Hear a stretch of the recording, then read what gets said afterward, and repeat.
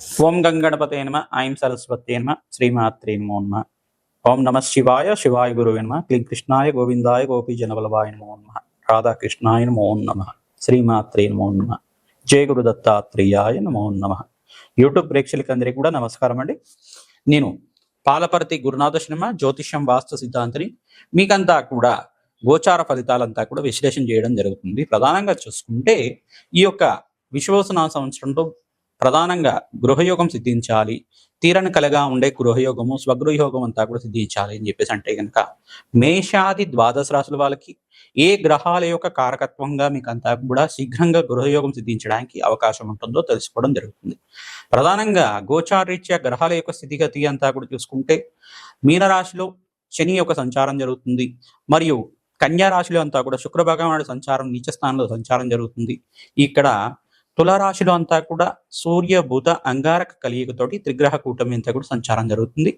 రాహు అంతా కూడా కుంభరాశిలో సంచారం, కేతు అంతా కూడా చూసుకుంటే ఈ యొక్క సింహరాశిలో సంచారం జరుగుతుంది. బృహస్పతి అంతా కూడా అక్టోబర్ 18, 19 తారీఖులో అంతా కూడా కర్కాటక రాశిలో ప్రవేశం చేస్తున్నారు. ఉచ్చస్థానంలో సంచారం చేయడం, అతిచారంలో మార్పు అనేది జరుగుతుంది. బృహస్పతి మార్పు అంతా కూడా అతిచారంలో మార్పు జరగడం వల్ల 48 రోజుల వరకు అతిచారంలో కర్కాటక రాశిలో ప్రవేశం చేసి 48 రోజుల దాకా కర్కాటక రాశిలో అంతా కూడా సంచారం చేస్తారు. మరియు డిసెంబర్ 5, 6 తారీఖులో అంతా కూడా మరి తిరోగమనం అంతా కూడా జరగడం జరుగుతుంది. మళ్ళీ 6 నెలల వరకు అంతా కూడా ఈ యొక్క స్థిరంగా అంతా కూడా రాశిలో సంచారం చేయడం, మిథున రాశిలో సంచారం చేయడం జరుగుతుంది. ఈ యొక్క సంచారం అంతా కూడా చూసుకుంటే బృహస్పతి మార్పు విశేషంగా జరుగుతుంది. మరియు శనిశ్వరుడు యొక్క దశమ దృష్టి అంతా కూడా ధనుసు రాశి మీద పడడం, మరియు ఇక్కడ త్రిపాద దృష్టి అనేది ఉంటుంది, 3వ రాశి మీద అనేది పడడం జరుగుతుంది. మీనరాశి నుంచి 3వ రాశిలో అంతా కూడా సంచారం, ఈ యొక్క దృష్టి అంతా కూడా జరుగుతుంది. ఈ యొక్క గ్రహాల యొక్క స్థితి అంతా కూడా ఈ రకంగా ఉంది. ప్రధానంగా చూసుకుంటే ఈ యొక్క స్థిర ఆస్తి, భూమి యోగం కానీ, ఈ యొక్క స్థిర ఐశ్వర్యం సిద్ధించడానికి, స్థిరంగా మీకంతా కూడా గృహయోగం సిద్ధించడానికి, తీరని కలగా ఉండే అందరికీ మానవులకంతా కూడా తీరని కలగా మంచి స్వగృహంలో నివాసంగా ఉండాలి, మంచి సొంతిల్లు అనేది ఉండాలి. సొంతిల్లు ఎప్పుడు లభిస్తుంది, ఏ దశలో లభిస్తుంది అనేది తెలుసుకోవడం జరుగుతుంది. లగ్న ప్రకారంగా చూసుకుంటే లగ్న చక్రవశాత్తు ఈ యొక్క జాతకాన్ని పరిశీలన చేసుకోవడం జరుగుతుంది. తులారాశి జాతకులకి స్వగృహయోగం సిద్ధించడానికి ఎటువంటి పరిష్కారాలు ఆచరించాలి, అసలు తీరని కళగా ఉండే సొంతింటి కళ ఎటువంటి పరిష్కారం చేసుకోవడం వల్ల మీకు అంతా కూడా కళ నెరవేరుతుంది అనేది తెలుసుకోవడం జరుగుతుంది. ప్రధానంగా చూసుకుంటే తులారాశి కానీ తులా లగ్న జాతకులు కానీ, లగ్నం తెలిసి ఉంటే లగ్నాన్ని చూసుకోండి, రాశి తెలిసి ఉంటే కనుక రాశి అనేది చూసుకోండి. ప్రధానంగా తులారాశి జాతకులు కనుక ఈ యొక్క తులా లగ్న జాతకులు కానీ తులారాశి జాతకులు కానీ మీకు చతుర్థ, నవమ, దశమ, ఏకాదశ స్థానంలో కనుక మంచి గ్రహాలు ఉండి, గ్రహయోగాలంతా కూడా గోచారీత్యా జాతకరీత్యా మంచి గ్రహాలు ఉంటాయి కనుక స్వగృహయోగం అంతా కూడా సిద్ధించడానికి ఆస్కారం ఉంటుంది. భూ సంబంధమైన లాభాలు కూడా సిద్ధించడానికి ఆస్కారం ఉంటుంది. మంచి భూమి యోగం సిద్ధించడానికి, పితృ ఆర్జితమైన స్థిర ఐశ్వర్యం సిద్ధించడానికి ఆస్కారం ఉంటుంది. అంటే పూర్వీకుల నుంచి వచ్చిన తరతరాల ఆస్తి అంతా కూడా సిద్ధించడానికి తులారాశి జాతకులకి లక్ష్మీ కటాక్షం లభించడానికి ఆస్కారం ఉంటుంది. ప్రధానంగా శుక్రుడు ఇక్కడ మీకు భోగభాగ్యానికి కారణమవుతాడు. ప్రధానంగా శుక్రుడు యొక్కరంగా ఉండాలి, చతుర్థాధిపతి అయిన శని భగవానుడు యొక్కరంగా ఉండాలి, మరియు నవమాధిపతి కూడా యొక్కరంగా ఉండాలి. మరి బుధుడు, శనీశ్వరుడు, ఇక్కడ శుక్రుడు యొక్కరంగా ఉండాలి, అంగారకుడు యొక్కరంగా ఉండాలి. చంద్రభగవానుడి ప్రీతికరంగా జప హోమాది కార్యక్రమాలు ఆచరించాలి, అదృశ్య యోగం కలిసి వస్తుంది. ఇక్కడ శనీశ్వరుడు ప్రీతికరంగా జప హోమాది కార్యక్రమాలు, నలనవులు దానం చేసుకోవాలి. ఇక శని భగవాన్ ప్రీతికరంగా తైలాభిషేకం తరచుగా చేసుకుంటుండడం వల్ల అదృష్ట యోగం కలిసి వస్తుంది. ఏకాదశ స్థానంలో మంచి గ్రహాలు ఉండాలి జన్మ జాతకంలో, తద్వారా గృహయోగం సిద్ధిస్తుంది, అదృష్ట యోగం కలిసి వస్తుంది. శుక్రుడంతా కూడా భోగభాగ్యానికి, అదృష్టవంతమైన జీవితానికి, రాజయోగానికి, రాజభోగానికి కారణమవుతారు. శుక్రుడి ప్రీతికరంగా జప హోమాది కార్యక్రమాలు, మహాలక్ష్మీదేవి మూలమంత్ర సహితంగా శ్రీసూక్త పారాయణంతో, శ్రీసూక్త హోమాది కార్యక్రమాలు, తామర పూలతోటి, తేనెతోటి, మంచి సుగంధ ద్రవ్యాలతోటి, అంటే తెల్ల ఆవాలతోటి హోమాది కార్యక్రమాలు చేసుకోవడం వల్ల అదృశ్యయోగం కలిసి వస్తుంది. శీఘ్రంగా స్వగృహయోగం మీ కళ అంతా కూడా నెరవేరడానికి ఆస్కారం ఉంటుంది.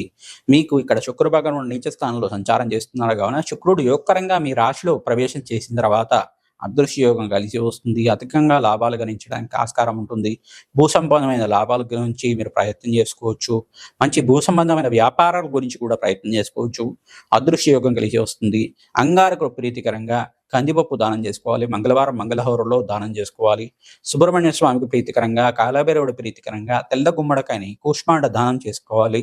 కూష్మాండ దీపాన్ని కాలభైరవ స్వామి దేవాలయంలో విశేషంగా ప్రదోష కాలంలో ప్రతినిత్యం కూడా దేవాలయ ప్రాంగణంలో కూష్మాండ దీపాన్ని, ఉప్పు దీపాన్ని నివేదనం చేస్తూ ఉండాలి. అంటే దీపాన్ని వెలిగిస్తూ ఉండడం వల్ల అదృష్ట యోగం కలిగి వస్తుంది. కాలభైరవ అష్టకాన్ని, ఈ యొక్క మహాలక్ష్మి యొక్క సహస్రనామాన్ని మరియు మణిదీపేశ్వరి యొక్క వర్ణన అంతా కూడా ప్రవచనలాగా వింటూ ఉండడం అదృష్ట యోగం కలిసి వస్తుంది. అఖండమైన లాభాలు గణించడానికి ఆస్కారం ఉంటుంది. ఓం హ్రీం మణిదీపేశ్వరియే నమః నామాన్ని జపాన్ని ఆచరించాలి.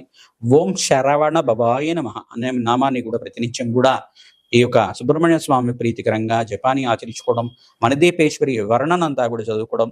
ఓం హ్రీం మణిదీపేశ్వరియే నమః, ఓం హ్రీం మణిదీపేశ్వరియే నమః, ఓం హ్రీం మణిదీపేశ్వరియే నమః నామాన్ని జపాన్ని ఆచరించుకోవడం వల్ల అదృశ్య యోగం సిద్ధిస్తుంది. అఖండమైన లాభాలు గణించడానికి ఆస్కారం ఉంటుంది. జగన్మాత యొక్క అనుగ్రహం వల్ల మీకంతా కూడా శీఘ్రంగా స్వగృహయోగం సిద్ధించడానికి అవకాశం ఉంటుంది.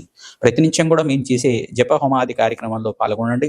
విశేషమైన హోమాలు, బగలామకి శాంతి హోమాది కార్యక్రమాలు, ప్రధానంగా రాజశ్యామల యజ్ఞాధికతులు, ప్రధానంగా మాతంగేశ్వరి హోమాది కార్యక్రమాలు ఆచరించుకోవడం వల్ల అదృష్ట యోగం కలిసి వస్తుంది. అఖండమైన లాభాలు గణించడానికి ఆస్కారం ఉంటుంది. శ్రీమాత్రే నమః. గృహయోగాలు సిద్ధించాలి అని చెప్పేసి అంటే ప్రధానంగా అంగారకుడు యోగకరంగా ఉండాలి, బృహస్పతి యోగకరంగా ఉండాలి, చతుర్థ నవమాధిపతులు యోగకరంగా ఉండాలి, మరియు దశమాధిపతి యోగకరంగా ఉండాలి. లగ్న చక్రవశాత్తు ప్రధానంగా చూసుకోవాలి. లగ్నం తెలియకపోతే కనుక రాశి చూసుకొని పరిష్కారం చేసుకోవాల్సి ఉంటుంది అన్నమాట. మేషాది ద్వాదశ రాశుల వారు ప్రతినిత్యం కూడా అమ్మవారి ఆరాధన చేసుకోవడం, ప్రధానంగా మణిదీపేశ్వరి వర్ణన అంతా కూడా చదువుకోవడం. ఓం హ్రీం మణిదీపేశ్వరియే నమః నామాన్ని జపాన్ని ఆచరించుకోవడం వల్ల అదృష్ట యోగం కలిగి వస్తుంది. శీఘ్రంగా అమ్మవారి దయ వల్ల మీకు అంతా కూడా స్వగృహయోగం సిద్ధించడానికి ఆస్కారం ఉంటుంది. ప్రధానంగా చూసుకుంటే అంగారకుడి చరిత్రనంతా కూడా పారాయణం చేసుకోవడం కూడా అదృష్ట యోగం కలిసి వస్తుంది. ప్రధానంగా దత్తాత్రేయ చరిత్రనంతా కూడా పారాయణం చేసుకోవడం వల్ల గురు కటాక్షం వల్ల మీకు అంతా కూడా యోగకరంగా ఉంటుంది. అంగారకుడు, బృహస్పతి, శుక్రుడంతా కూడా యోగకరంగా ఉండాలి. శుక్రుడంతా కూడా చూసుకుంటే భోగభాగ్యానికి కారణమవుతాడు, రాజ్యయోగానికి కారణమవుతాడు, విలాసవంతమైన జీవితానికి కారణమవుతాడు. ప్రధానంగా ఈ స్థానాలంతా కూడా మంచిగా ఉండాలి. ప్రధానంగా ధనకారకుడైన యోగకరంగా ఉండాలి. ప్రధానంగా ద్వాదశ స్థానం కూడా కొంతమంది చూస్తూ ఉంటారు. జాతకరీత్యా ద్వాదశ స్థానం ఏమని చెప్తుంది? భోగభాగ్యమైన సుఖవంతమైన జీవితం గురించి, ఈ యొక్క రాజ్య సంపదల గురించి, విలాసవంతమైన జీవితం గురించి, రిచ్ లైఫ్ గురించి చెప్తూ ఉంటుంది అన్నమాట. ద్వాదశ స్థానాల్లో కూడా మీకు ఖర్చుల గురించి చెప్తూనే విపరీత రాజయోగానికి గురించి కూడా చెప్తూ ఉంటుంది. ఈ స్థానాల్లో కనుక మంచి గ్రహాలు ఉంటే జన్మజాతకంలో కనుక గోచారీత్య కూడా ఆ గ్రహాలు కూడా అనుకూలత ఉండాలి. దశానాథుడు అనుకూలత ఉండాలి. ఏ మహర్దశ నడుస్తుంది, ఆ దశలో అంతర్దశ ఏం నడుస్తుంది, విదశలో ఏం నడుస్తుంది, ఆ దశనాథుడు అంతా కూడా ఈ స్థానాలకి సంబంధించే ఉండాలన్నమాట. ఇదొకటే కాకుండా జన్మజాతకంలోనే కాకుండా హస్త సాముద్రికంలో కూడా చూసుకోవాల్సి ఉంటుంది. హస్త సాముద్రికంలో కూడా ధనయోగాలు ఏ రకంగా ఉన్నాయి, ఏ గ్రహాల యొక్క మీకు ఈ యొక్క యోగకరంగా ఉన్నాయి మీకంతా కూడా ఆ హస్త సాముద్రికల్లో కూడా మనకు తెలుస్తుంది అన్నమాట. జాతకం అనేది కాకుండా హస్త సాముద్రికంలో కూడా కంపారిజన్ చేసుకోవాల్సి ఉంటుంది. హస్త సాముద్రికంలో కూడా గ్రహాల యొక్క స్థితిగతి ఏ రకంగా ఉంది, అదృష్ట యోగం కలిసి రావడానికి ఏ రకంగా వస్తుంది, ప్రతినిత్యం కూడా మీరు చూసుకోవాల్సింది ఏంటిదంటే ఈ యొక్క గ్రహస్థితి అంతా కూడా మెరుక్కోవడానికి ఎటువంటి పరిష్కారాలు ఆచరించాలి, శీఘ్రంగా తీరని కలగా ఉండే స్వగృహయోగం సొంత ఇంటి కళ అంతా కూడా నెరవేరడానికి ఏం పరిష్కారం చేసుకోవాలి అనేది జన్మజాతకాన్ని చూపించుకొని పరిష్కారం చేసుకోవడం వల్ల అఖండ లాభాలు సిద్ధించడానికి ఆస్కారం ఉంటుంది.